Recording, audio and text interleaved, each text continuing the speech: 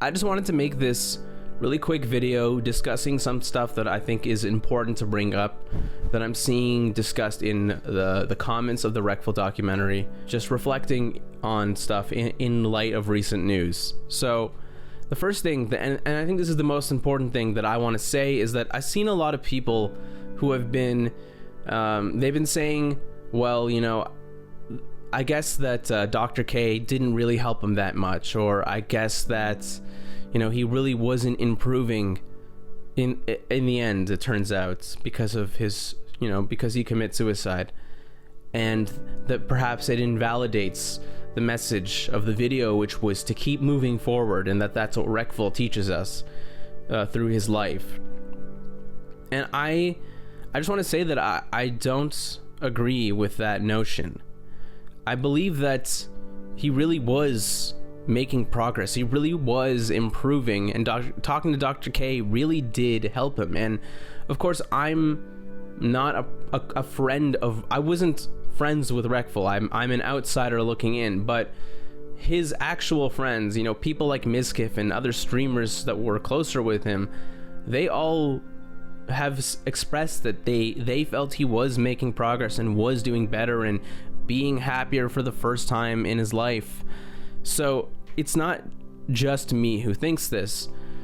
And, you know, you might say, like, well, how could that be? If he commits suicide, then, like, clearly he wasn't making progress. But I don't think it works that way. I think that, you know, he was making progress, but it just takes one moment to make a terrible decision. One rash decision can be life destroying, and I think that's just the nature of suicide. Unfortunately, it's most often a quick decision filled with regret. So I don't think that his suicide means that he wasn't making progress, and I don't think it means that talking to others won't help you, because I really, really do believe that talking to people and having someone to listen, someone who actually cares, goes a long way, especially talking to someone who understands, which is why it's so important for us to have access to, you know, quality therapy and just mental health related help, essentially. And I've seen a lot of people criticize putting the hotlines or whatever, the suicide hotlines, and I understand. I know that, like, a lot of them might not be the best, but, you know, there are people who have absolutely nobody to talk to, and I do think that they are better than nobody, and that, you know, we need to come together as a society and figure out a way to give these people access to the help they need. And I really do believe that, you know, if Reckful hadn't killed himself, if Reckful hadn't done what he done, that, you know, he would have continued to make progress, continued to find happiness, and you know, down the line he would have made some really huge strides, hopefully. The thing is that there is no point in saying what could have been, but I do want to emphasize, I really do want to emphasize that we shouldn't discount progress he made just because of how things ended, and that we should continue to seek out help and help others. We should check on our friends, we should check on ourselves, because you never know who is going through what. And that was something that I really felt needed to be said.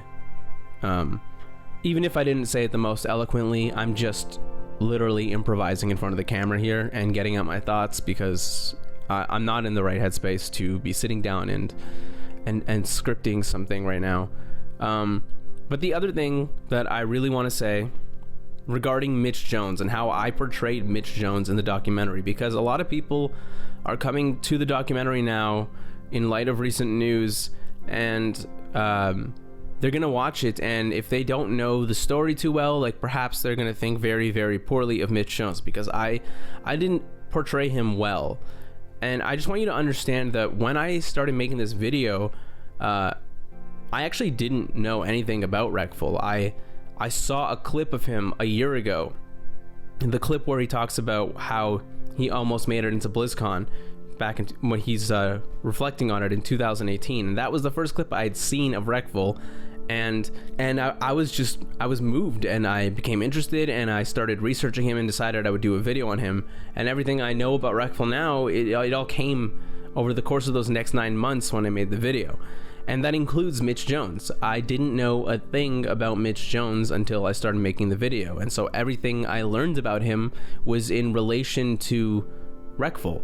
And it happens to be that in his past, Mitch Jones has made a lot of mistakes. And a great deal of those mistakes are in relation to Reckful and a part of Reckful's story, because they caused a lot of drama for Reckful due to things that happened, as you already know.